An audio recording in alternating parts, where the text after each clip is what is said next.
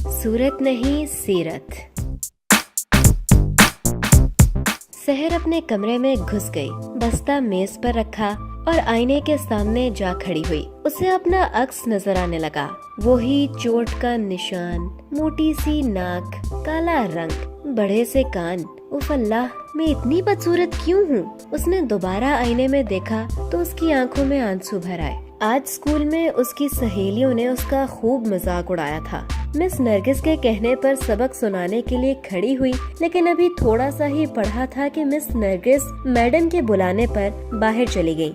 Miss के जाते ही सब ने मजाक उड़ाना शुरू कर दिया। सहर सोचने लगी और फिर यही सोचते हुए सो गई। अब उठ भी जाओ, इसकी बड़ी बहन अंबर ने उसे झिंझोड़ा और वो आंखें मलते हुए उठ बैठी। तुमने यूनिफॉर्म भी नहीं बदला, खाना भी नहीं खाया, अब तुम्हें बड़े अब्बा जान बुला रहे हैं, अंबर कहती हुई बाहर निकल आई। अस्सलामुअलैकुम बड़े अब्बा जान। उनको सलाम करती हुई उनके बिस्तर पर बैठ गई। वालेकुम अस्सलाम बेटी, कैसी हो? ठीक हूँ बड़े अब्बा जान। आपको कोई काम था? मुझे आपने बुलाया? नहीं, कोई काम नहीं है, मगर ये बताओ इतनी उदास क्यों नजर आ रही हो और तुम आज मेरे पास क्यों नहीं आई?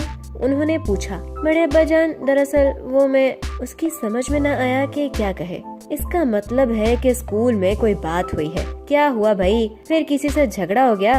उन्होंने प्यार से पूछा। बस अब मैं स्कूल नहीं जाऊंगी, सब मेरा मजाक उड़ाते हैं। इसने रोना शुरू कर दिया। अरे भाई, इसमें रोने की क्या बात है? बड़े अब्बा ने उसके सर पर हाथ फेरा। मैं बदसूरत हूँ, काली हूँ, सब मुझसे नफरत करते हैं बड़े अब्बा जान। क्या मैं बहुत बुरी हूँ? रोते हुए आखिर में उसने सर उठाकर मासूमाना अंदाज में पूछा। बेटी, तुम बहुत प्यारी और अच्छी बच्ची हो। बड़े अब्बा जान ने उसके माथे पर बिखरे हुए बाल समेटकर ऊपर किए। फिर मेरी शक्ल इतनी बुरी क्यों है? उसने उदासी से पूछा।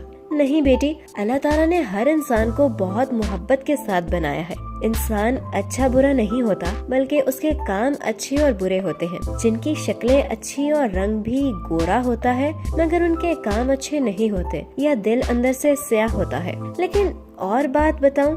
उन्होंने इसके गालों पर फैले हुए आंसू साफ किए और दोबारा कहने लगे। जब अल्लाह किसी इंसान में कोई खामी पैदा करता है तो बहुत सी खूबियों से भी नवाजता है। अब तुम अपने आप को देखो, तुम्हारी आवाज बहुत खूबसूरत है। तुम्हें चाहिए कि किरत और नात वगैरह के मुकाबलों में हिस्सा लो। तुमने मुझे अपनी लिखी हुई कहानियाँ दिखाई थी, वो देखकर मुझे अंदाजा हुआ तुम में कहानियाँ लिखने की सलाहियत भी है। तुम्हें घर के काम सीखने का बहुत शौक है। तुम हमेशा साफ सुथरी रहती हो, तुम ज़हीन हो और भी बहुत सी खूबियाँ हैं। तुम सांवली रंगत पे ना जाओ।